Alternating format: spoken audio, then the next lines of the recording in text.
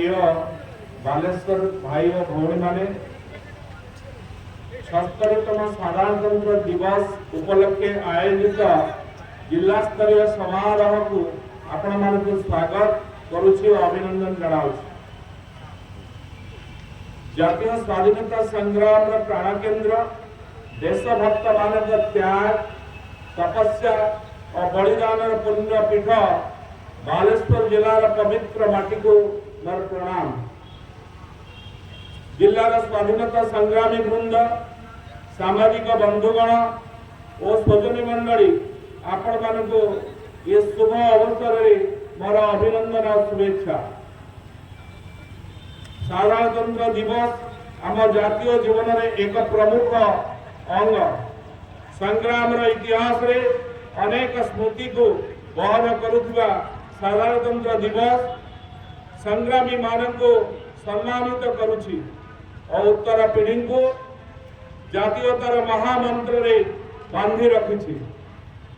आज को 75 वर्ष तले 1950 मसीहा जनवरी 26 तारीख दिन आम देश निज को एक सार्वभौम्य गणतांत्रिक साधारणतंत्र भाव प्रतिपादित करिथिला। एही दिन ठारो देशर शासन डरी आमे आमको अर्पण करिथिलु। 1950 मसीहा जनवरी 26 तारीख रे आमर संविधान प्रणयन होई कार्यकारी होइथिला। एही दिन आमे सारा विश्व को जणाई देइथिलु जे आम मानक ऊपर कौन विदेशी शक्तिर कर्तृत्व नहीं एवं निज शासन को निजे चलैबा को आमे समर्थ। आम संविधान पृथ्वीर सर्वबृहत लिखित संविधान। कोटि कोटि भारतीय आशा आकांक्षा और स्वप्न प्रतिफलित होइछि आम संविधान रे। भारतीय चिंतन दर्शन परंपरा और ऐतिह्यर आधार प्रणीत होइछि आम संविधान।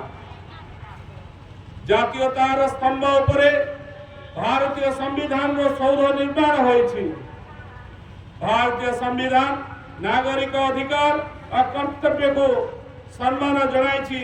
आमर ऐक्य संस्कृति संहति और धर्म निरपेक्ष चरित्र को मजबूत करिछि। राजनैतिक स्वाधीनता सामाजिक न्याय गणतांत्रिक मूल्यबोध धर्म निरपेक्षता वैषम्य मुक्त समाज प्रतिष्ठा भिन्नता रे एकता मानवाधिकार प्रति सम्मान प्रदर्शन आम संविधान विशेषता।